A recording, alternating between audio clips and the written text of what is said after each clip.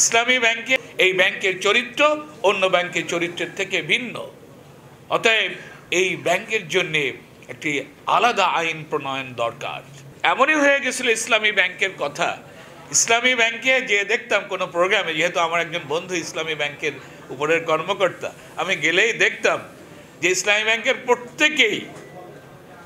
ব্যাংকের প্রথমেই শুরুতেই ইসলামী ব্যাংকের আদর্শ, উদ্দেশ্য, লক্ষ্য বা কোরআনিক দৃষ্টিভঙ্গি থেকে এগুলো আলোচনা না করে এই স্বৈরাচার সরকারের কৃতিত্ব এবং স্বৈরাচার সরকারের আগের ইতিহাস, বাংলাদেশের এই প্রেক্ষাপটটাই আলোচনা করতেন।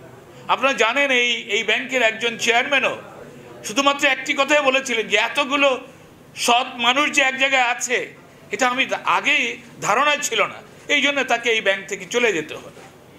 তাহলে এই ইসলামী ব্যাংক এইরকম স্লেবে পরিণত হয়েছিল। আপনাদের কাছে ক্ষমা চাচ্ছি এই কথাটি বলে, কারণ স্বৈরতন্ত্র মানুষকে স্লেবে পরিণত করে।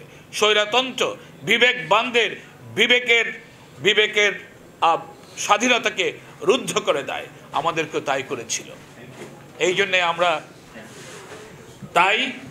আমরা ব্যাংকিং ব্যবস্থার যে সংস্কারের কথা, সেই সংস্কারে আরেকটি জিনিস আছে। যেহেতু পরিচালক বলেছিল, আমি আইনের অধ্যাপক হিসাবে আমি বলবো, আমার কাছে একজনের রিসার্চের জন্য অস্ট্রেলিয়ার এক ইউনিভার্সিটি থেকে ইসলামী ব্যাংকের উপরে কাজ করবে।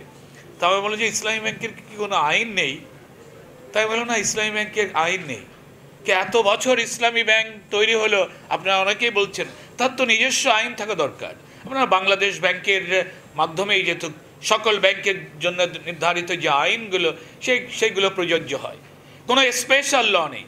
আপনার বাংলাদেশ ব্যাংক সকল ব্যাংকে রেগুলেটরি ব্যাংক, এই হিসেবে বাংলাদেশ ব্যাংকে বা ব্যাংক কোম্পানিজ অ্যাক্ট 1991 এই অনুসারে থাকতে পারে, কিন্তু স্পেশাল ল শুধুমাত্র যেহেতু এই ব্যাংকের চরিত্র অন্য ব্যাংকের চরিত্রের থেকে ভিন্ন। অতএব এই ব্যাংকের জন্যে একটি আলাদা আইন প্রণয়ন দরকার। আপনাদের পক্ষ থেকে এই ব্যাংকে আলাদা আইন প্রণয়ন করবেন।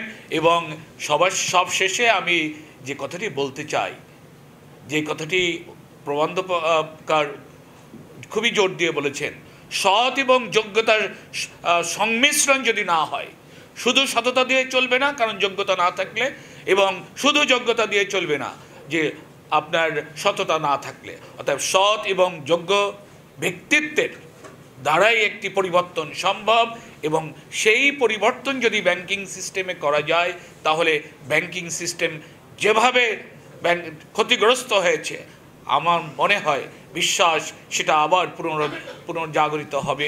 এই বিশ্বাস রেখে আজকের এইখানে সংক্ষিপ্ত আলোচনা শেষ।